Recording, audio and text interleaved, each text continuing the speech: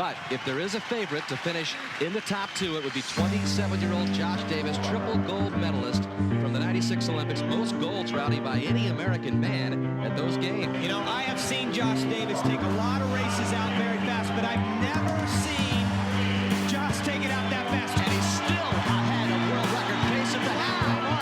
Davis looks like he's going to win it, and Davis sets an American record. He breaks a 12-year-old mark. What a swim for Davis.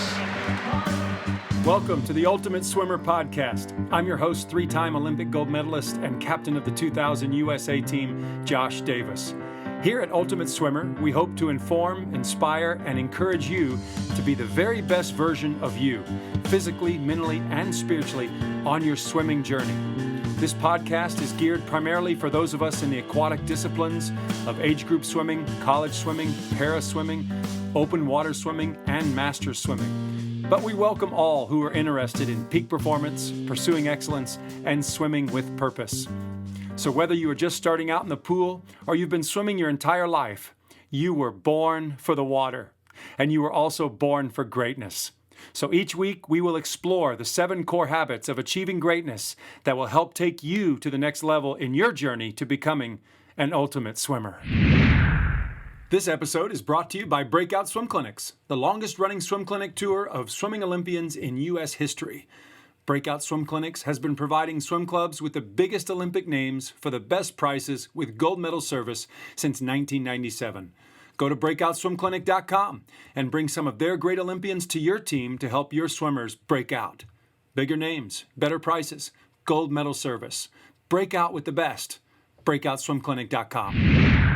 Welcome, everybody, to another Ultimate Swimmer podcast. I'm your host, Josh Davis, and I'm super excited about today's guest. We were teammates for a long time and have had lots of adventures together. He's a 6-time Olympic medalist, 3 gold, 1 silver, 2 bronze, 6-time world record holder, the king of breaststroke, basically from 2001 to 2012. While in college, he never lost a breaststroke race, the only guy to win 100 and 200 breast all 4 years for the University of Texas in collegiate history. He was the only guy to do that.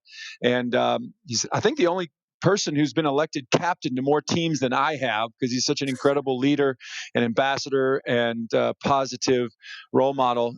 Please welcome the king of breaststroke, a true ultimate swimmer, Brendan Hansen. Welcome to the show, Brendan. Hey, Josh, thanks for having me, buddy. And like I said, most of those accolades that you just brought up was because of the role models I had before me, and you were one of those guys, man. So you're a big part of those stories, man, for sure. And I'd like to get into some of them. Yeah, well, thanks so much. Well, do you remember me and you on your recruiting trip to Texas? I remember you driving your car all over UT campus and taking me, kind of showing me the buildings, kind of showing the school buildings that I'd be going to, kind of how the athletes walk through the facilities and whatnot. And I just remember you kept your 96 Olympic gold medal in the glove compartment of that. I think it was a Ford or a van or something. What? It was a Ford Expedition. Yeah, that's what it was. It was whatever you could do to lug all the Davis kids. That's right. When you weren't working with recruiters. But yeah, you were one of the first people that sold me on Austin and the tradition at Texas and what it meant to be a Longhorn. And I mean, heck, it's stuck with me to this day. We're having this conversation right now, and I'm in my house in Austin, Texas. Yeah, you came to Austin and you stayed, and you've become a productive Austinite. And it is one of the best cities in the world. Great for outdoors, great for food, great to make memories, and obviously great to do some fast swimming with Eddie Reese and Chris Kubik and the guys, now Wyatt.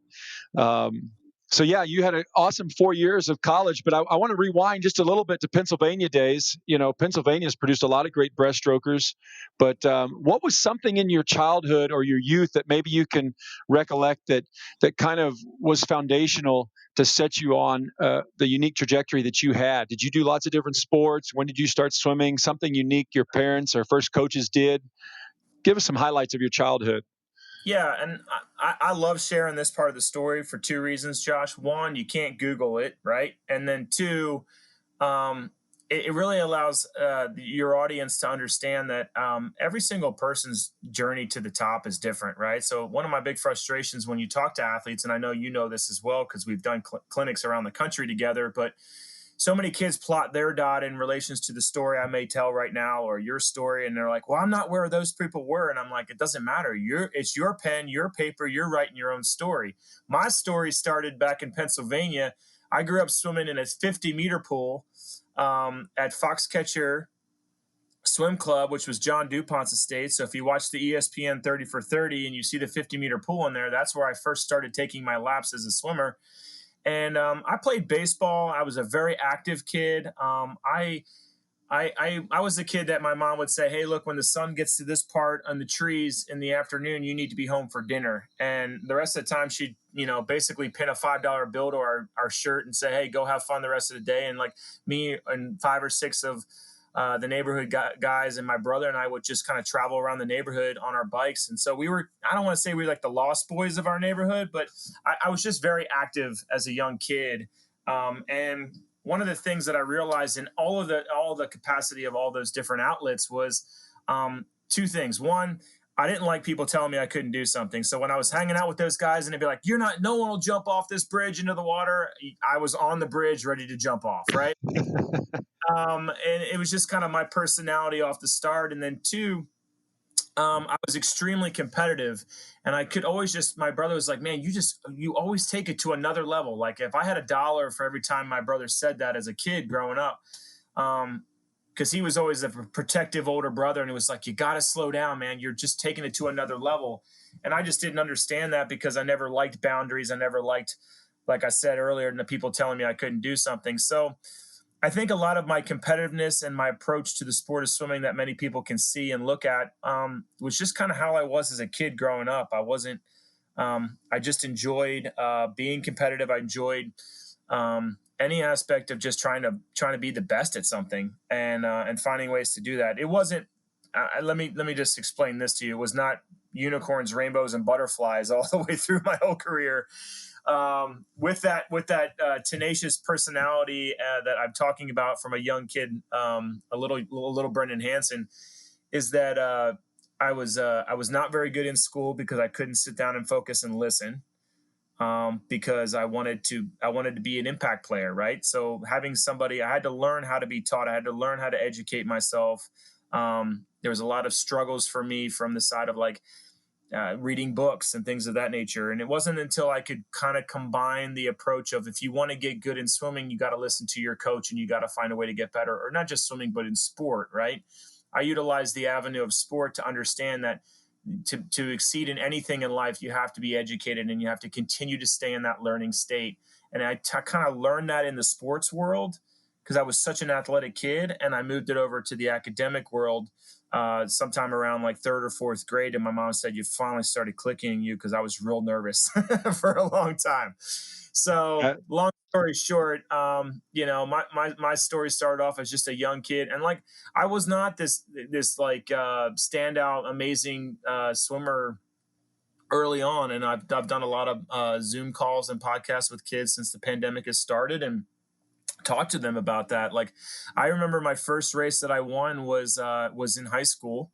So I've been swimming since I was probably 7 or 8 years old, but I didn't touch the wall first in a race until I was 14 years old. Wow. But and that just attributes to how much the sport connected with me and how much I loved the aspect of what you put into it is what you're going to get out of it. And then also, I was a very social kid. I'm still very extroverted. Like you said, I'm a natural born leader. I love to be the vocal guy in the locker room or in a conversation, or kind of lead people to think a certain way. And so that was a big part of me growing up, man. Yeah, that's cool. Thank you for sharing that. I love how you kind of used your passion for sport to help the brain click, to start capturing information and retaining information, and then finding a love of learning, and then transferring that from the sport to the school and the classroom. I had a similar journey too, because I just a lot of stuff in the classroom wasn't natural, but I finally figured that out in the same way. So thanks for sharing that. And I think it is important for young people to know that their journey is never going to be a linear, straight up the mountain kind of thing. It's going to be lots of ups and downs. And, a lot of people start at different ages. I started late at 12. So, but obviously you you realize that you're getting pretty good at swimming in high school. And I think you ultimately progressed to getting, was it one of the national records by the time you were done with high school? Well, Jeremy Lin, who was the American record holder, and you talked about the lineage of great breaststrokers that came from Pennsylvania. One of my biggest role models was Jeremy Lin, a 92 and 96 Olympian in the breaststroke. I mean, he grew up in Pennsylvania, not a stone throw away from my hometown. So when I was chasing the Pennsylvania state record, it was the national age group record at the time, held by an Olympian. So it was like, if you want to kill two birds with one stone, that was your opportunity. And so, I remember my sophomore year, I went 54.7 in the 100 breaststroke. And that was kind of a real wake up call for a lot of people, my coaches, my family, my sports staff, my teammates. And it was the first real time that I think it kind of clicked at a higher level. And I realized, that was the first time any conversation or goal sheet had the word Olympics or Olympic trials and kind of that level of swimming is when I was never a kid that put the cart before the horse. I always wanted my actions to speak louder than my words. So I was never a kid growing up that was like, I'm going to go to the Olympics and I want to be in the Olympics. I always wanted to do it first. I think it was a little bit of a confidence issue with me and kind of insecurity that I always wanted my actions to speak louder than my words, which later on in my career was a nice thing to have. But leading up to it, it was around high school, like you said, that I was just followed in the footsteps of a lot of great breaststrokers, female and male, that came out of the sport, out of Pennsylvania, and made it to the national level and Olympic level. Yeah, because when we were interviewing Christy Kowal, we talked about that breaststroke legacy, and of course Jeremy and many, many others. So ultimately, what was your final time in high school for the 100 breast? I went 53.62. I don't like to talk times now, Josh, especially yards, because it just nothing correlates anymore. So when kids ask me, hey, how'd you swim? I was like, I touched the wall first. That's all you need to know. Like, don't worry about the times. Cause and it's just, that just goes to show you, it's about the impact you have and the opportunities you have in those moments, right? So I at that time, 53.6 was one of the top times that would have made a top 16 finish at NCAAs, and I was coming out of high school. This greatest story that I want to say about the kind of Pennsylvania legacy that we have, and maybe Christy touched on this, but when I went 53.6, I beat out Kyle Salyards, who was a breaststroker out of Pennsylvania, in that race my senior year at high school. That summer we go to the Olympic trials and he touches me out to make the Olympic team in 2000. That's right. Oh my gosh. The two top dudes at Pennsylvania state meet, at 2,000 people at Penn State are watching, turn around and battle it out 6 months later in Indianapolis, trying to get their names on that wall to be 2000 Sydney Olympians. And so a crazy time for sure. And it just goes to show you that you just never know how two people competing in any capacity can take each other to another level. Yeah, that's fascinating. That is a cool interlude, because you were obviously, you got third place in the 100 breast and the 200 breast at trials. Is that correct? Yeah, thanks for bringing that up, brother. Yeah, that was great. Because, and the reason why I bring that up is because you did such a good job of using that incredible disappointment and turning it for good, and using it as motivation, and pivoting to really, probably one of the. 2001, you go to World Championships, you win the World Championships, you set the championship record. So just a year later, you're on top of the world. And so obviously you were able to really make the switch and channel that energy in a very positive way. Yeah. And Josh, when you brought up earlier about how there's, when kids start looking at their careers and what they're going to do, whether it's swimming, business, a family, whatever, there's going to be ups and downs, right? And let me explain something to you. You want it that way. You don't want it to be a straight line. Yeah. And to talk about the story you're talking about right now, if you asked me right now, Josh, if I could go back to the 2000 Olympic trials and get second place and go 0.2 of a second faster in both of those races, I would tell you, heck no. I would not. Mm. Not change that. Why? Because what was in a sense on my plot, on my chart or my graph was a down, right? Was dipped down, is the reason to what you just said, is the reason that you're talking to me, a 6-time Olympic gold medalist, 3-time Olympian. All of those accolades was how I reacted to a failure. And what's crazy is yes, everybody's story as an ultimate swimmer is different, but that part is a common denominator. Yep. I really truly believe that. Like we could probably get to the nitty gritty on your career and talk a little bit about a moment where you're like, man, this happened and I had to react. Like I had to change my attitude, change my approach, and find a way to get better. And that's what makes great people. That's what makes champions. And what frustrates me the most, Josh, is that none of that conversation has to do about talent. And so many kids go, well, I don't have the talent that anybody else does. Like, that's nothing to do with it, man. It's got everything to do with how you react to that ebb and flow of your line and your journey. And it's your actions. It's your actions that decide what your future holds. And let me tell you something. You don't come up with this on your own.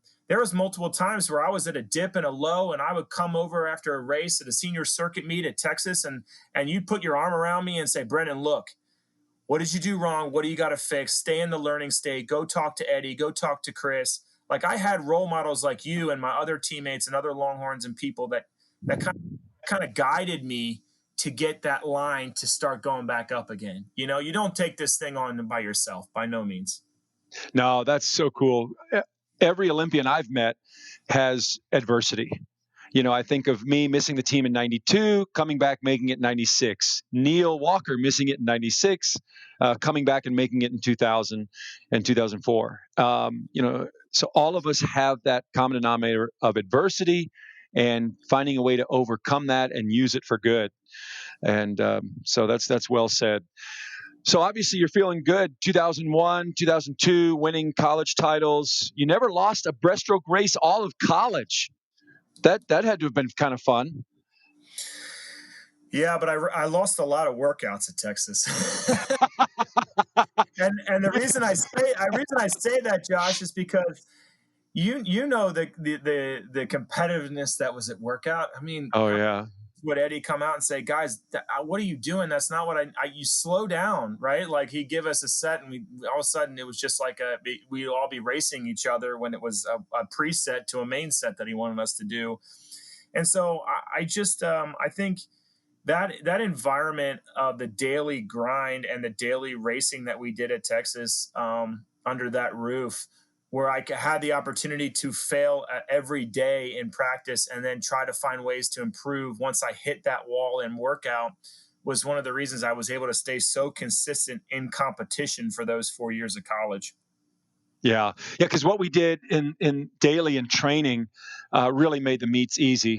And, you know. Well, hold on now. I remember a few times where I would get up and I was like, I don't think I'm going to finish this 200 IM. I'm exhausted from what we did. I know I shouldn't have gone to Cubic's workout.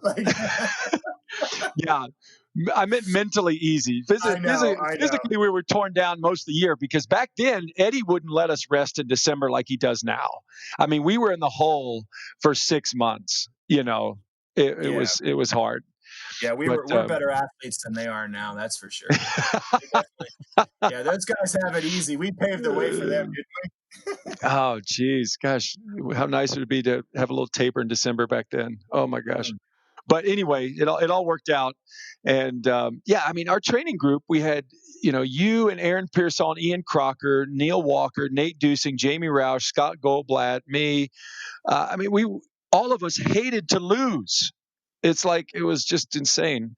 And you had to, I was so proud of you because for a breaststroker, you took on the IM and freestyle sets with us and looked us in the eye and said, bring it on. I mean, that's just really rare for breaststrokers, I think, to handle the volume you did and to take on, the freestyle guys, the IM guys. You didn't care. That goes back to when I was a kid, like I was talking about riding bikes around my neighborhood with my buddies, right? Like it was just, and I'll tell you what, it didn't look pretty. I mean, you guys used to make freestyle every single day. I think you still do. And I'm like, well, wait to the breaststroke, leg of breaststroke, when you guys all look like summer league swimmers that are trying to just get a popsicle at the end of the day. Like there was definitely, I mean, the thing is that I think one of the nice things about that training group, Josh, was that you were surrounded by people that wanted to make you better. And I always tell people that if you want to do something or be something, go surround yourself with people that are already there or want to do the same thing. And it'll be much easier for you to potentially get that accomplishment than there. And that's what you guys did for me. I mean, at the time, you guys, I still remember you guys coming back from Sydney with all that Olympic gear, and I was just like in awe. I remember racing warm up, and I remember Tommy Hannon throwing a kickboard at my head, saying, "Hey man, we don't race warm up," and I'm like, I just wanted to beat an Olympian, you know.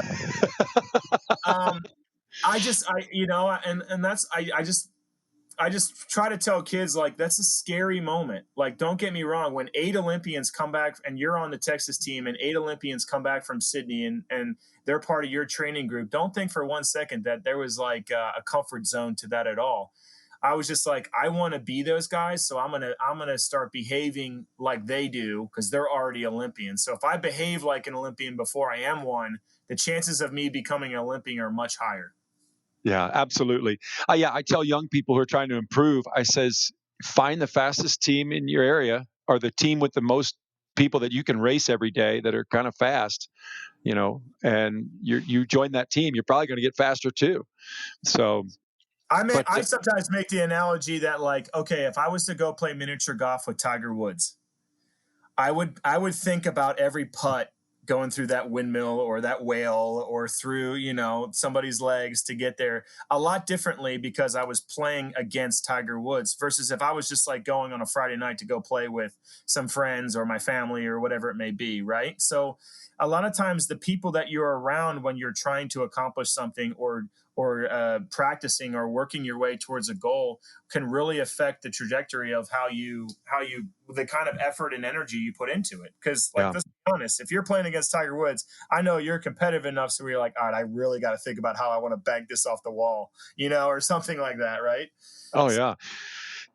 Yeah, no, you showing up on time or early becomes normal. Giving your all every day becomes normal. Eating right, stretching right, living right just becomes normal. That's just what you do. And that environment is very powerful in that.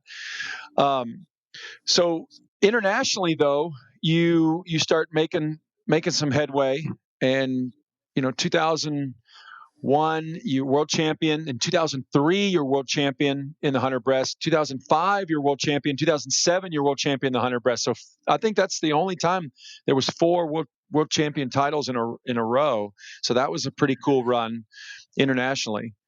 Yeah, and I wanted, Josh, really, I wanted to be good, but I wanted to be good for a long time. And that was, I mean, this is also the time frame when Lance Armstrong was winning all those Tour de France's, and I could see the consistency in his career, what all that played out and whatnot. I saw somebody dominating their sport in that area. Michael's on the verge of doing it. Ryan's on the verge. I literally work out with you guys every day, including Aaron and Ian, who were dominating their strokes at the same level that I am. So I'm not going to lie to you, man. It wasn't necessarily like a wake up light bulb moment. It was you better keep up, boy.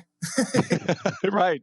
This boat's going and you need to paddle, So I was just trying to keep status quo for the training group. And that's an insane conversation to have right now.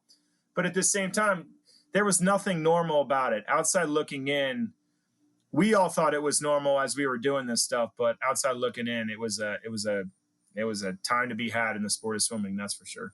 Yeah. It was a special time for a lot of us. And, 2004 or 2000 to put that many guys on the team, do it again in 2004 and a bunch more UT guys in 2008. I mean, it was really, really incredible what Eddie and you guys accomplished. During that time, you set some world records, but you also became pretty good rivals with Kitajima, your kind of main nemesis. Yeah. And well, I mean, yeah, we don't have beef. We just have history, right? Right. Yeah. Yeah. So, I mean, it was very apparent he was trying to lift his whole country on his shoulders to win, and he was doing a very good job of it. And I was trying to prevent it. Yeah. Yeah, and y'all went back and forth with some epic races, and talking about using disappointment to advantage. Is it true that you used one of his roars after touching you out as your alarm clock for the next season? No, it's really funny because that rumor's got some legs, man. I don't know. I've been to every single state in this country, and if for some reason that story comes up, I'm going to end it right now. I've never done that, but I did have a couple Japanese flags, like magnets and things like that, around my house because I always knew that because of the time change, when I would get up for morning practice, he had already had his. Right. Like, he's already got money in the bank, and I'm going to work. So I got to make sure that I'm going in, I'm depositing more into my bank than he did that day. So I always treated going into workout knowing he's already done something. I got to exceed it. Right. And that was, to the rivalry aspects, that was the beauty of it. That's the beauty of rivalries in this sport. Like, I think if you sat down with Ryan and Michael and talked about their IM battles that they've had over the years, there's no way those guys go down to 154 and 153 in the 200 IM if they're not thinking of and practice every single day that they're over there somewhere across the country killing an IM set right now. Right. So Yeah. that rivalry was a huge benefit to my career, without a doubt. Yeah, and that's a good advice for young people out there. It is kind of a healthy thing to have a rival to motivate you to get up, motivate you during those hard sets. Guess who my rival is this year? Jeff Cummings. Are you still? Well, I guess Masters Nationals was canceled, right? That's right. Yes. So last year at Masters Nationals, Jeff destroyed me in the 200 backstroke, and he got the record. And I was just like, oh my gosh, a breaststroker just killed me in the 200 back, and I really want that 200 back record. And Pearsall was like, Josh, you can't let a breaststroker have the 200 back record. You got to fix this. And of course, we love Jeff. Jeff was my roommate at Texas, and was the breaststroker before you got there. And just I love Jeff so much. But man, he has been motivating me every day in my backstroke sets. I'm like, I got to race Jeff. I got to be ready for the next time. And so anyway, I love how you were able to use Kitajima to make you better. In 2000, I guess there was that run from 2004, 2005, 2006, you broke the world record a couple of times in the 100 and 200, got it all the way down to 59.1 and 208.5. I mean, that was really, really, really good to get 59 low, 59.1, the world record, and 208.5. Those were great world records back then for the time. And no dolphin kick, no funky stuff. Legit world records for breaststroke, and you really, really great job. Do you want to share what those meant to you, and maybe some little tips that kind of helped set you apart in those records? I just think that 2006 summer is when I broke the world record like 4 or 5 times in a span of 3 months. And I'll tell you, Josh, I don't think I changed much about my approach. I don't think I changed much about my stroke. I mean, I'd been training with everybody at Texas for 6 years now. So I kind of knew the song and dance and the day in and day out routine that we were expecting. But I felt like that summer was the first time that I really took care of myself and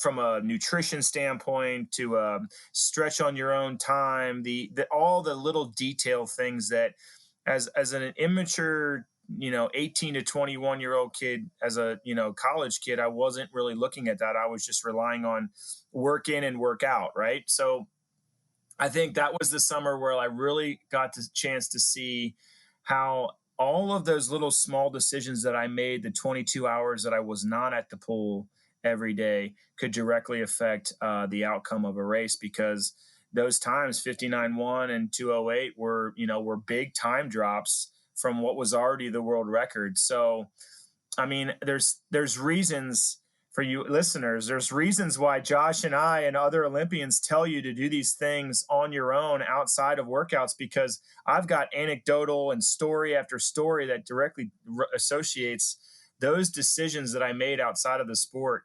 to great performances in the water. And that was the first summer where that aspect really clicked with me, Josh.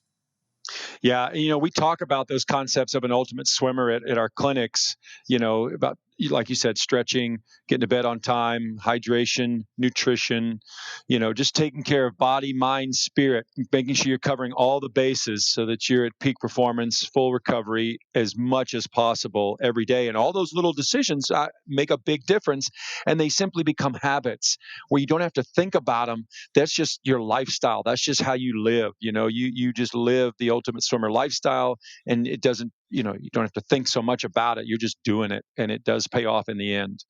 So I love that you shared that.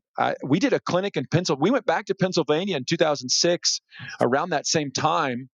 And we were teaching the kids for about 2 hours, and when we do a clinic, I mean, we're going all out, and we're demonstrating, we're teaching, and and we don't feel great when we're doing it because we're talking and teaching and demonstrating. So you get a little stiff and cold sometimes, but you want to put on a good show for the kids. And I remember I said, "Hey kids, you want to see Brendan break a record?" And they all go crazy. The parents and the kids are like, "Yeah." And I'm like, "Well, you've seen him do it on TV, but now you're going to get to see him do it in person. Let's see if Brendan Hansen can break a pool record." And I think the pool record was like 54, and the state record was like, I don't know, whatever your record was. But anyway, 53. Yeah. So after I think you did like 100 warm up or something, and we all timed you. We got it on film, and you threw down like a 53 high in the middle of the season. I remember going 53, and then I remember you and I getting in the rental car afterwards, and you were like, "Okay, you realize that's ridiculous, right?" I was like, "Man, it's just look. That was the fun to me. That was always the fun part of this, right? Like that was some of my favorite memories. And like the beauty of that story is, I knew I was going to do 100 all out breaststroke about 10 seconds before you told the kids.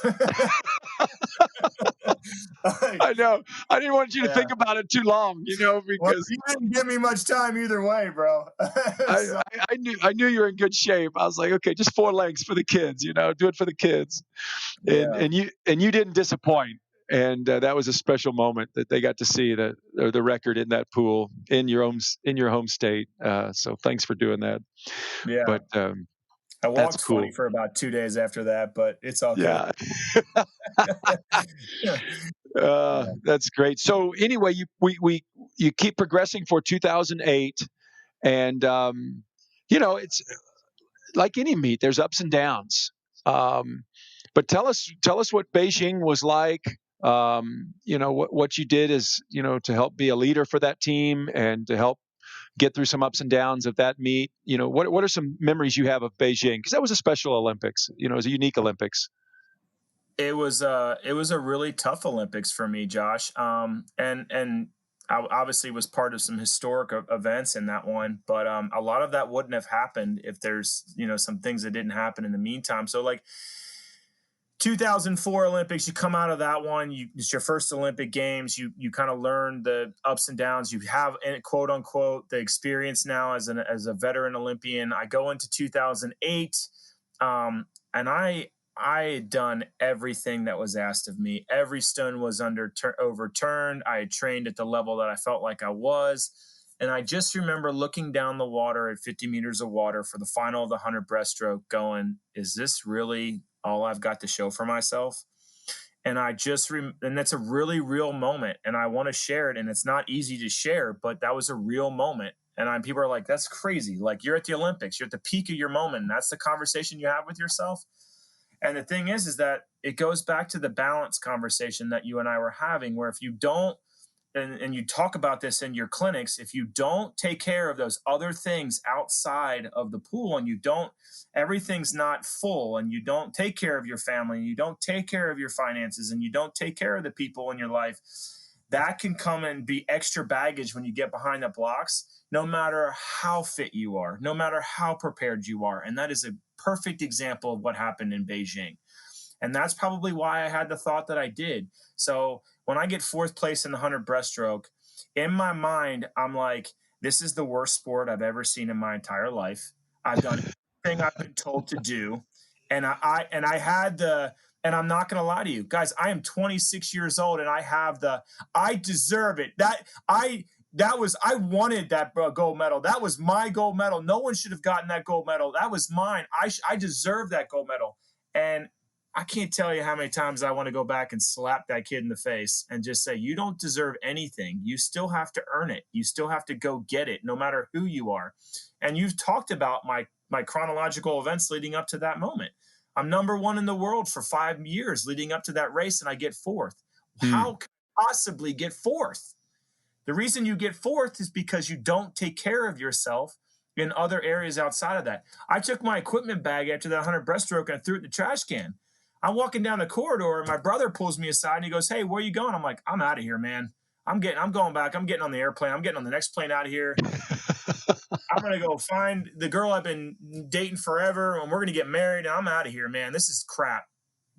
And my brother stopped me and goes, whoa. That's not the Brendan I know.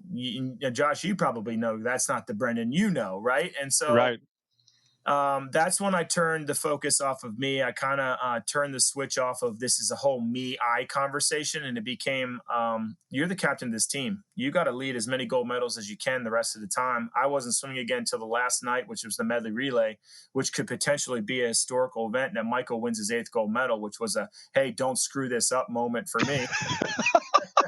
I know.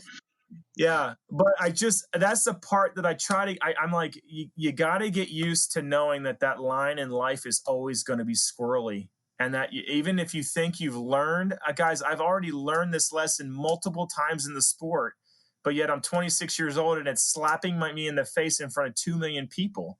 That's what Beijing did. And I left the sport after that meet. I did my part. I did my team due diligence. Like I said, I went back to Texas and got involved in the community, married the girl of my dreams, started a family, all of that stuff. And that's kind of what that whole Olympics was for me. But I had to be real with myself and I had to take ownership of all of those actions to really learn and rebound from that little dip in my career. Yeah, thank you for sharing that. That's huge. And one of the habits of an ultimate swimmer is serving others, the development of family and friends, and being healthy emotionally, spiritually, and finding that balance. And so sometimes we learn the hard way, but at least we're always learning, we're always growing, we're always trying to apply these principles at work. I mean, I'm so proud of you. You picked a winner, and Martha, like Eddie says, you married up like a lot of us, and your daughters are just 3 beautiful daughters. It's just incredible family, and you did some interludes in the business world that I wonder if you could touch on, because I think you're helping to run that business. 09, 2010, and 2011, and then I want to talk about the business you ran after 2012 for a little bit, and now ultimately talking about your business with USA Swimming, and then of course your coaching. So you've kind of had 4 lives in the last 6 years, which is kind of cool. Yeah, that about. Yeah. Look, when I left the sport, I wanted to. It's like anything else. You have this competitiveness about you, so you want to go be the best that you can be, and go do it somewhere completely different. And I went into the sports drink world and started working with a company called Pure Sport. It was a startup company here in Texas. I was one of my sponsors leading up to the 2008 games.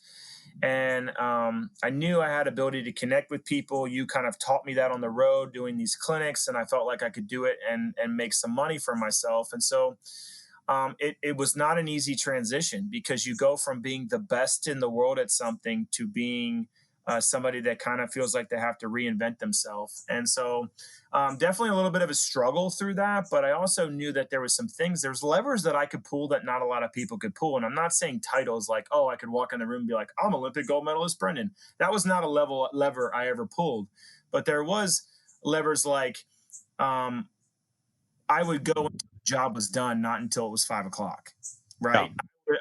we would set goals as a company, and people would be like, well, these are outrageous goals. And I was like, well, we're going to set goals that we know we can go after. And then we're going to set behaviors that attach themselves to that. And I led teams and sales teams to high numbers because of a lot of the things that I had learned through the sport and working and interacting with, the group that we talked about earlier of us trying to become the best in the sport that we could be. So there was a lot of similarities there as I transitioned out of swimming and into that world. But there was always that draw back into, now don't get me wrong, I absolutely loved starting that business and growing it, and it was very successful. But there was a void in my life back to what really drew me to the sport in the first place, which was the people. Yeah. And that's what I was like, I got to go back to my people, man. These are the people that get me and I get them. And so that's why I left pure sport and went into the coaching world. And by me going into the coaching world, I walked on a country club pool deck to a coach I didn't know and said, hey, look, I'd like to coach a little bit for you. And he yeah, sure. And so I took over 12 athletes. They were 13 to 14-year-olds, and I worked with them, and we had a blast. And you mentioned my wife Martha, and they know us better than we know ourselves. And she's like, when you come home from that, you look like you're the happiest person in the world. And it was awesome. And I took that team. There's 12 kids, there's 13, 14-year-olds. We went to the Texas Championship. We went on to, when they started growing up, they were 15, 16 years old. We ended up, 3 of them made junior national cuts, summer junior national cuts. They went on to Division I schools. They all competed. And so it was just, and then that led me into building and growing Austin Swim Club, which was a brand new 50-meter facility. And I was able to really take the cultures and the ideas that were instilled in me at Texas as a Longhorn, and going back to you driving me around campus and telling me how this is all going to play out and the things that I'm going to learn to, the 8 to 10 years of pro swimming that I had under my belt and experiences that we had from, having to step up and having slept in a travel lodge, $59 a night hotel room, but now you got to go race the world the next morning kind of thing. A lot of those anecdotal things and brought it back and those experiences to those kids. And it was a blast. So I thoroughly enjoyed the coaching world, but I always find myself wanting more, right? When you go back to the staying in the learning state and always be wanting to getting better, the one con to that mentality is that, and my wife will tell you the same thing, is that you're never satisfied. Yeah. So I will do the best that I possibly can in a day, and I will work harder than anybody else out there. And I'll walk in my house and I'll be like, I felt like I could have done better. Yeah. Because I want to learn and I want to find a way that I can be better and be more impactful for my team, for the people that I'm working for, whatever that may be. And so you have to check that at sometimes. And that's where my wife comes in and goes, you're doing a pretty dang good job. Yeah. You got one of the best. So that's where you have to rely on those sports staff. You have to rely on those people out there to help you with those kinds of things. And that's where I might be the luckiest person in the world, Josh. But those experiences of being a coach and then building those businesses, by all means, just all they did was keep my pen on the paper to continually draw that squiggly line from 31 when my last Olympics to 38 now. So. That's cool. Well, I appreciate you sharing that. And I have I want to go in reverse for one last little story about 2012. I remember you telling me how you and Eddie kind of sat down and said, okay, we're going to try this one more time. And I want to have a lot of good communication. I want to let you know how I'm feeling physically, mentally, spiritually, and that you and I, maybe we do this a little bit differently, but we're just going to really communicate and really do this right one more time for London 2012. Maybe you can give us a little insight into that third and final Olympics. Yeah, well, this is a story of you have to believe it before anybody else can. Mm-hmm. I woke up November 11th, 2010 to go take my black lab, Jack, who was 10 years old at the time, to take him on a walk. I turned on the news to see if it was going to rain that morning, and when I turned it on, it was an NBC ad for the Olympics, and I was on it. And I was like, oh, man, that's a sign. I need to think about this.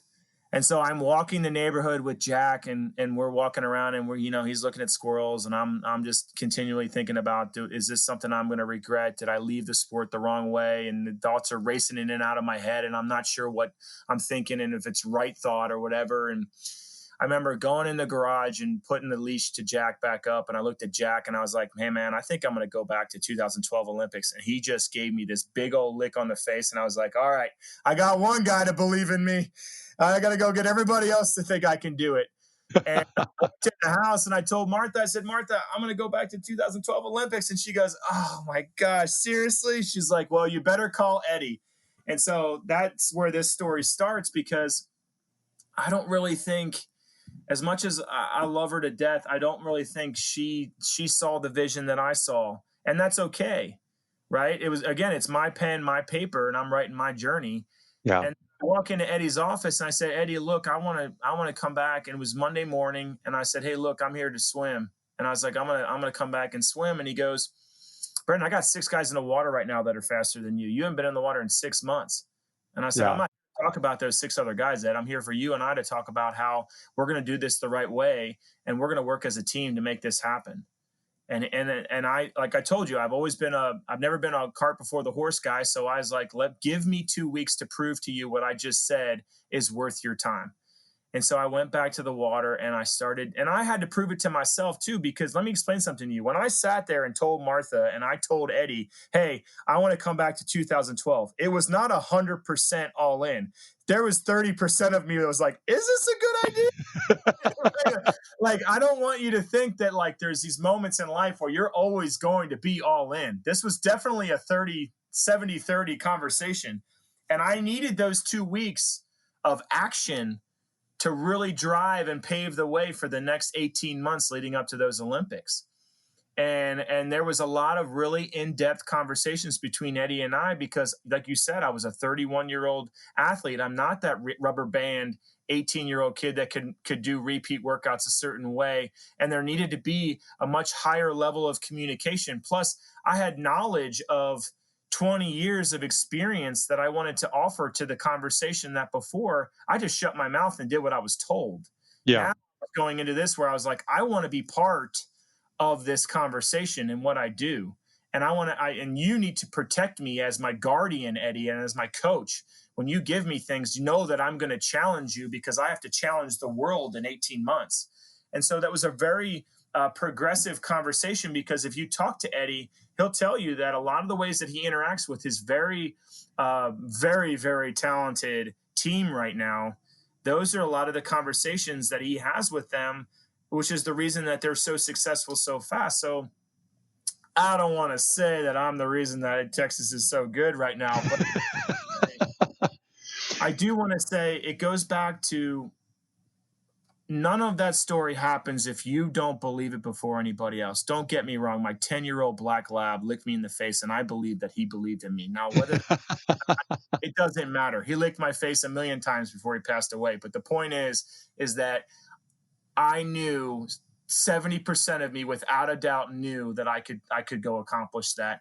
And for the next 6 months, Josh, there was media, there was articles, there was people, there were teammates that were telling me you're an idiot. And I allowed that to fuel, just like it's the same mentality as a kid growing up, riding bikes in the neighborhood. I'm like, can't tell me I can't do something, man. I'm going to find a way to make it happen. And that's why, if any of you listening go back and look at the finals of the 100 breaststroke, I am the first person in the history of the Olympics to win an Olympic gold medal out of lane 8. And when they interview me and they say, Brennan, what does this bronze medal mean to you? And I said, this is the shiniest bronze medal I've ever had in my entire life. The most prettiest bronze medal I've ever heard. And I'm really proud of myself, because I had to believe it before anybody else. And even being backed up with the history behind lane 8. You know what ended up happening that night? We won every single Olympic gold medal in every final the rest of the night, because of the way I swam in that 100 breaststroke final, which was the first race of the night. And so again, it goes back to your actions will always speak much louder than your words. And Josh, I've been a part of so many of your clinics, and you talk so highly about how it's how you behave, it's how you interact with people, it's your actions and how you lead people, and how you educate yourself that can up an organization from business to swimming to whatever it is. Those values that you teach to those kids at those clinics is learned through being a part of them for so long, through my own journey, but then also going back and teaching it to those kids. And I never want to take that for granted, you know? And that's why that is why, just to go right into why I'm working with USA Swimming, is because USA Swimming, as team director of team services, allows me the platform to continue to do what you do at the clinician level and support you while you do that at another level as well. And that's why we will always, you and me and that group of people, and I can only speak for that group of people that swam at Texas because I know them inside and out, that we will always be servants to the kids that come next. And I truly believe that. Yeah, well said. That makes me think of the famous Brendan Hansen quotes. Just tell me I can't, you know? And then, Yeah. and the other one, when you got a lane, you got a chance. Yep. And you proved that in your 3 Olympics and your multiple world records. And so grateful for our time together, and so grateful that we all got to swim under Eddie Reese. And I got to be honest with you, Eddie Reese was a father figure to so many of us, and we cherish our time with him and the lessons he taught us. But we're all a little jealous of you, Brendan, because you became the son he never had, because you guys had the hunting, fishing, mainly hunting connection. Yeah. And So, we're all a little jealous of you. You know, I'm just putting it out there. We still love you, but you and Eddie, you guys have had some really special times hunting, doing life, talking about life, learning. Now you've applied it in coaching. Now you're applying it with USA Swimming. So, just any final thoughts on that? Well, I mean, I'm always learning and I'm always staying that same. And one of the things that you learn when you spend a lot of time with Eddie Reese is that he always finds a way to make just make a quote sound so good. Yeah. These little moments where he's just like, wow, that's so simple. Why did I not think of that? I mean, I just remember one of the greatest things, and I don't know if he actually said it. I mean, I know he said it because I remember that's where I got it from, but I don't think he was the originator of it. Was just like, the greatest currency that we have in life is the effect that we have on people. And one of the things that he always taught us, regardless of our relationships, whether mine's stronger or yours is not, you always felt like he knew it was about taking care of you, and it was always about the people. And a lot of people they can't grasp that. Like, when you ask Eddie right now, hey, I want to go start this team and I want to make these swimmers great and I want to find a way, he goes, take care of the person, take care of the human being, take care of the swimmer, take care of that person. The rest will all take care of itself. And he taught us to take care of each other. Mm-hmm. Yeah. And that's the truth. That doesn't stop because we stopped competing. You texted me at like 10 o'clock today and said, hey, Brendan, will you hop on a podcast? That's me helping you to take care of this so that kids get these stories. Absolutely. Yeah. Absolutely. I jumped at the bit, and what happened? 3 o'clock, we're on this thing and we're hanging out and we're having a conversation. And I'm going to be like, man, I'm going to walk in the house and Mom's going to be like, hey, how was the day? And I'm gonna be like, it was a check plus day, man. We had an awesome day. You know? It's about taking care of each other. You do that every single day, Josh, and I am envious of that. And I hope that someday I'll have the energy to match what you're doing, man, because you have taught me that you got to find a way out of no way. And that includes the amount of energy that you bring to people when you're around them is infectious. And that's why when you would drive me to the airport in a rental car after that clinic was over, I was half asleep or dead. Because nobody, and I mean nobody, can match Josh Davis when it comes to doing a swim clinic with energy. Well, that means a lot, man. Yeah, baby. Yeah. I did the cheer. I appreciate you, man. I just want you to know I appreciate the heck out of you, brother. I love it. Well, it means a lot to me because I am passionate about young people reaching their potential. And, I would love for them to have as much fun as we had, and all of it comes back from those ultimate swimmer principles. Obviously there's technique and nutrition and training hard and all that fun eye of the tiger stuff, but it's also about serving others and taking care of yourself emotionally, spiritually, mentally, and having that balance. Excellence in school, excellence in life, excellence in the pool too. So you've lived that out, and I'm so excited for that you're at USA Swimming, and how we get to work together in the future and impacting the sport for good. So any closing thoughts on the direction of USA Swimming? Any encouraging thoughts for the folks coming out of this Corona break? I also want to say real quickly, when you took that year or two off, you were just running and dry lands and weightlifting. You had no swimming, and you came back and still had a great Olympics after that time off. And so I think there's still a way for people to salvage this year and definitely be ready for Tokyo 21 and the Olympic trials next year, or whatever their swimming goals are for these next few seasons. So any closing thoughts for us to encourage folks and what to look for with USA Swimming? Yeah, I get asked this question a lot because I'm kind of one of the only people at USA Swimming that has the career as a swimmer as part of the organization, and then as a coach as part of the organization, and now as an active employee of the organization. So I come in three different buckets. And one of the questions when this whole thing happened, they said, okay, we sat down in kind of that situation, like, okay, how do we support athletes? How do we support coaches? How do we get tools and resources to people? How do we get it there as fast? Just as everybody else in the community was doing the same thing in the sport of swimming. It was like, let's protect the family, right? Let's protect the family and find a way to make sure that we're all on the same page. And I kept getting asked the question from a lot of our performance people, like, is there anything that we can do from a swimming side of things that don't want the swimmers to? And I'm like, let me explain something to you. These swimmers that are going to come out of this COVID situation, it's going to take them a little bit of time to get back, but they scare the crap out of me, Josh. They have a perspective of something that they cannot control, ripping away the opportunity for them to swim. And if they would just harness just a little bit of what you and I instilled in a lot of people, which is when people tell you can't do something, that doesn't mean you can't do it. And if you believe you can do it, then you can do it. And that perspective, I tell kids all the time, I'm like, let me explain something to you. You're not going to care what the temperature of the water is the next time you get to hop in the water, because you're going to be so excited to hop in that water. All of the worries and the challenges that this sport throws on you is going to be impenetrable to you, because you have the perspective of the COVID pandemic, right? Like when I stepped away from the sport for 2 years, I realized that when I could go back to swimming, it was about what I wanted to make it in swimming, right? It was a challenge. I remember getting up on the blocks and feeling the bottom of the pool being like, wow, or the bottom of the blocks feeling like, that feels weird. This feels weird. This is different, where it used to be so automatic.